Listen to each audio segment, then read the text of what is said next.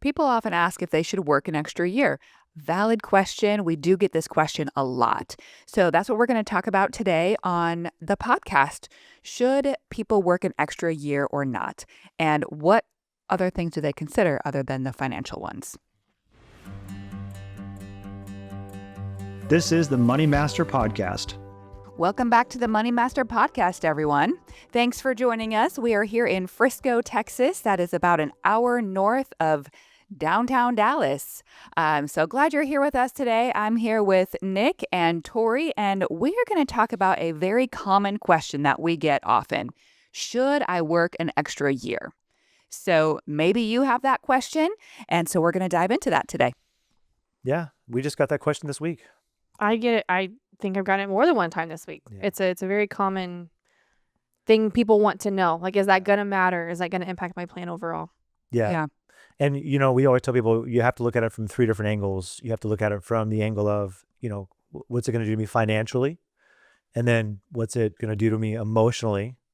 And then even just with my lifestyle, right? Does it fit into, there's something going on in my lifestyle that would dictate that I need to maybe cut out or work early or maybe work a little bit longer. Well, and I think some people struggle with the finality of that feeling. Like, I've had this career for so long and I'm making a call for it to end. And that just feels very, it's not. Like, people can go back to work or work part-time. There's options, but for some reason that one choice, like I am putting in my notice, feels very final. Well, somebody yesterday actually just said, being wrong about this decision is terrifying to me. Mm-hmm. Like the thought of starting and stopping, like stopping and then starting, having to go back. Like it's such a big emotional thing, and we can't pretend like it's not. It really is a new season of life, and so people have to, it's a very valid question that we're going to explore today. And it's also thinking about the what am I gaining and what am I maybe giving up by working that extra year. And to what end? For what goal? What's the reason I'm either giving up or gaining? What's the purpose? Yeah. So let's start with the financial side first. All right. So some people think one more year can't really change that much, right? But let's talk about that. What about the financial side?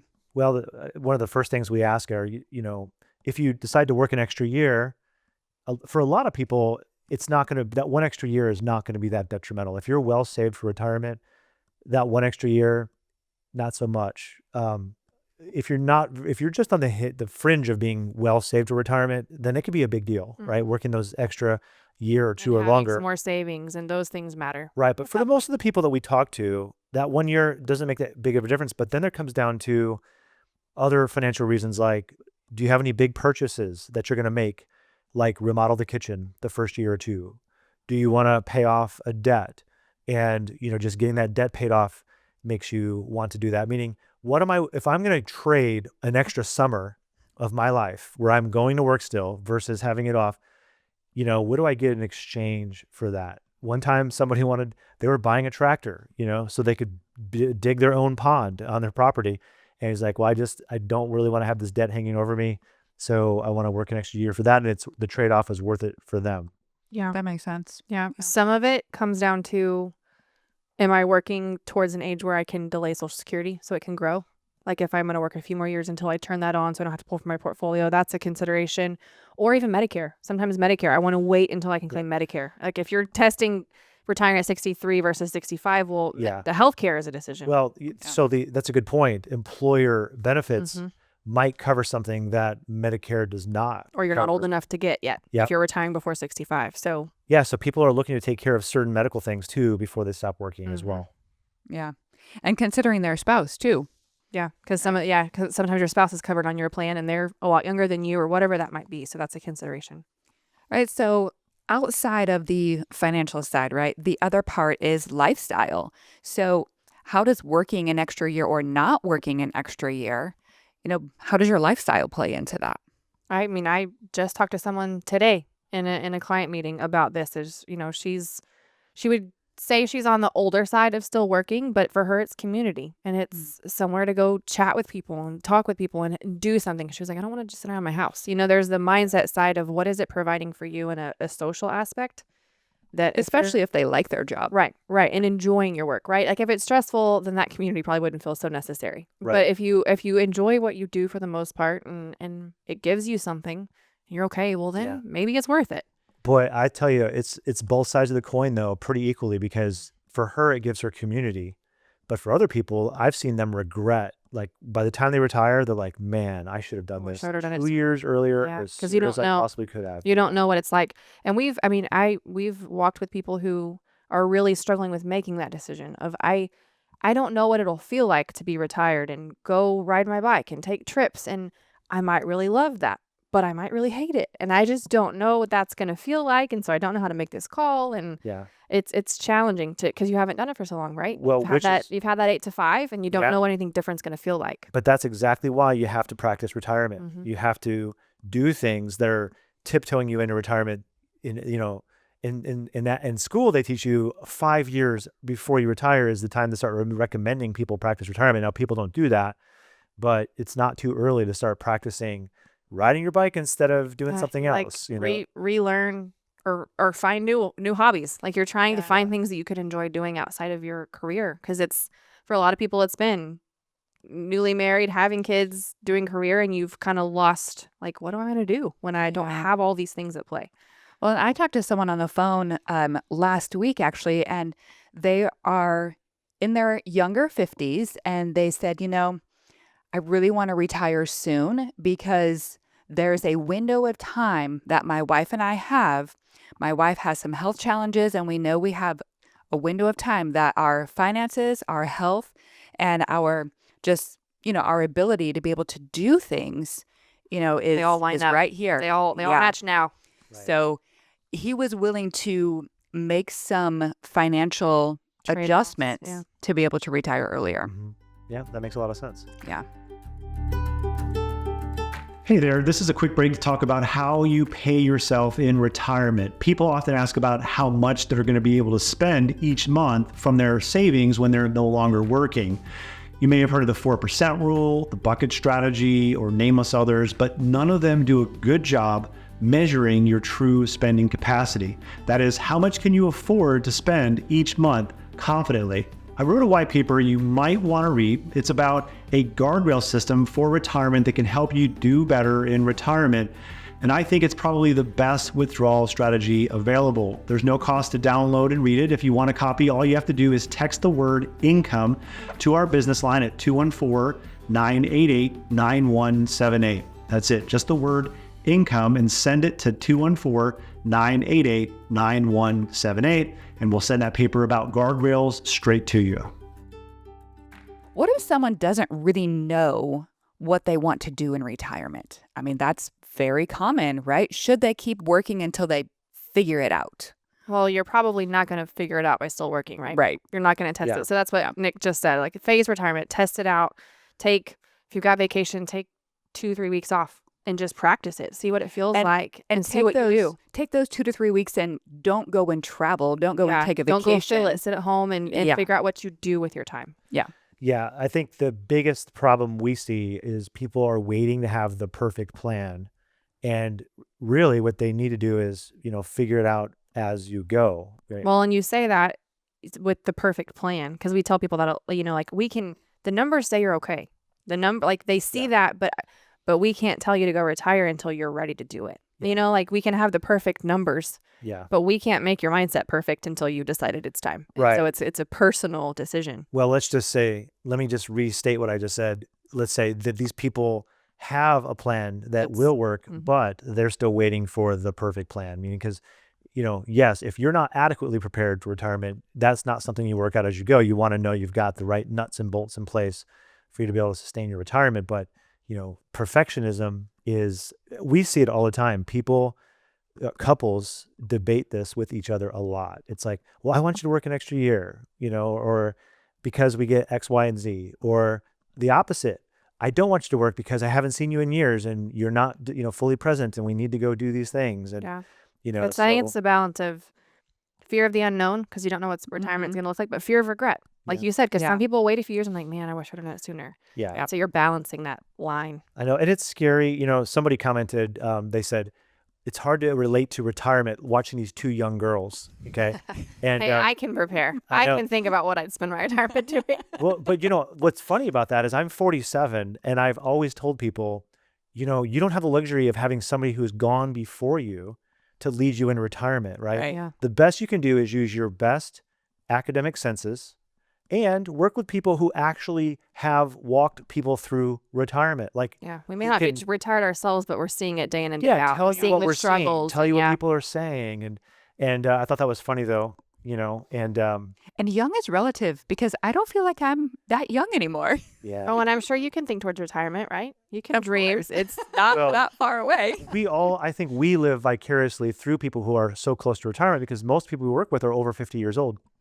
And, you know, and then they go to 60 years old and then they're 65 and now they're retired. And so we're like kind of living into that. I feel like we're all, if you do what we do for a living, you're an old soul. Yeah. Yeah.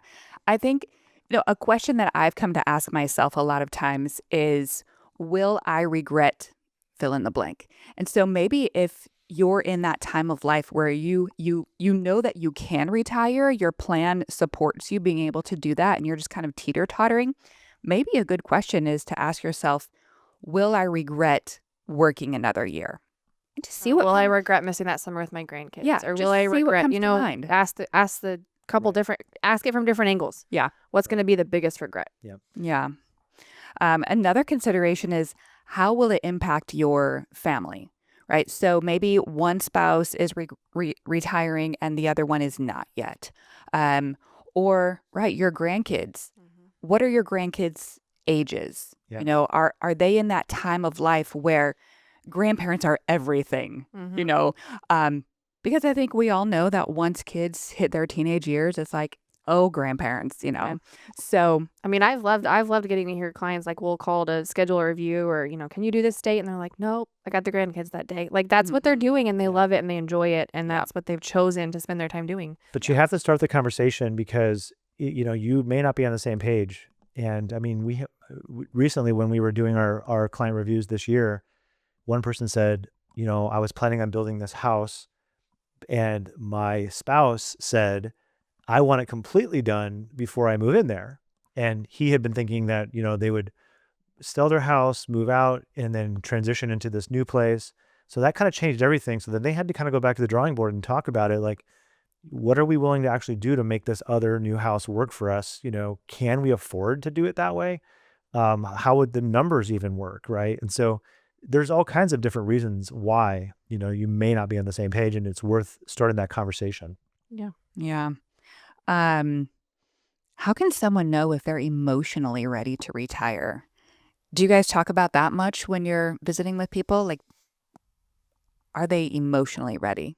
I think I was just thinking about that. Something that's been fascinating for me to see over the last couple of years doing planning is people say, my goal is to retire at 67. But they come in a year into review and they're like, I'm getting real tired, or Yeah. she's already retired and I'm thinking about it. I said, okay, let's put it in the plan and just see. Yep. And then when you see it and it plays out okay and they go, oh, like you feel that excitement, that's when you start to go, okay, so let's question this a little bit. Like, you haven't really considered that, but that made you excited. Like, what are you feeling? What might that give you? Yeah. Is that worth a trade-off? What are we giving up here? Oh, that's interesting. And it kind of, when they get excited, you're like, okay, so that would be something you might consider, that excitement. But there's a lot of emotional reasons that play into fear of, if I retire at 62 and everybody else is retiring at 65, am I taking more risk than somebody else? You know, like I'm being, you know, a little braggadocious that I can retire early, or if I'm retiring at 55 or, 60, like, oh my gosh, I must be more risky, right? So there's that emotional barrier. There's also the emotional barrier of your identity being in what you do, right? It's like, well, I don't know who I am outside of that. Like, Yeah. I got to tell you, for me, it's hard to identify outside of being a financial planner, because we've done it for so long, right? So like my contribution to meaningfulness is to help people with their finances and to lead our team. And to not have that is something that, I think people have to like work on their identity.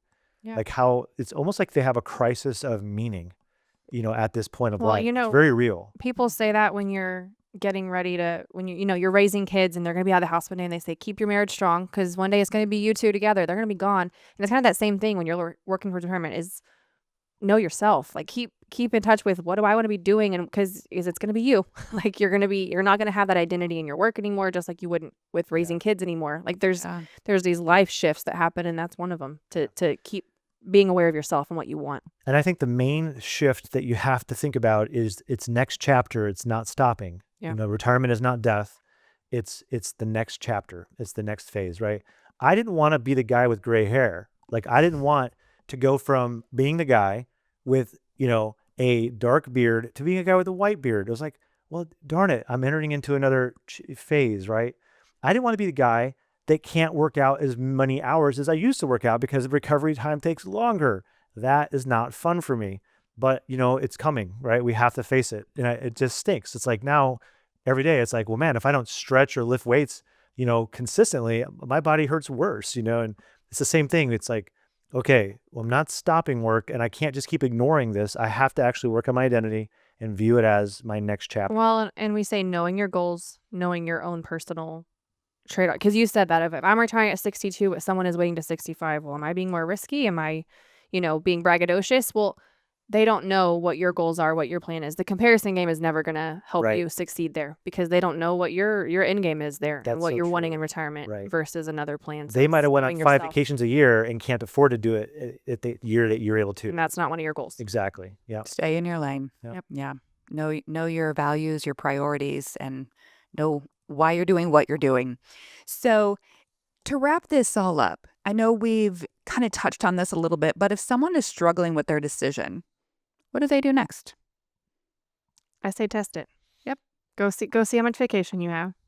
Go take a little time and test it. I like the practical steps. Yeah. Yeah. Go tell your spouse I'm taking some time off and I'm going to figure out what I want to do. Okay, wait.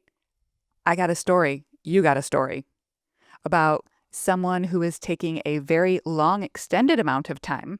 Yeah. Yeah. Alone. I think, what did I say? 4 or 5 5 weeks? weeks? Like a long cruise, a long trip through Europe to decide, okay, I'm about to make this decision. Am I ready?